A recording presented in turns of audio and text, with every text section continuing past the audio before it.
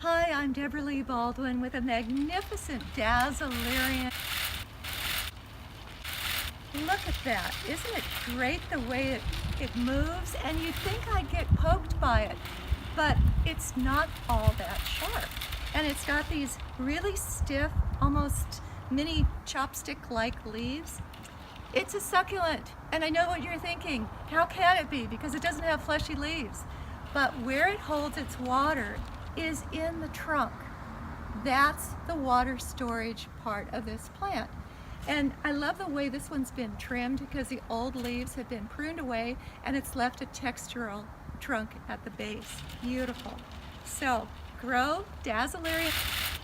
It's virtually no water. It gets by on rainfall alone. I'm Debra Lee Baldwin.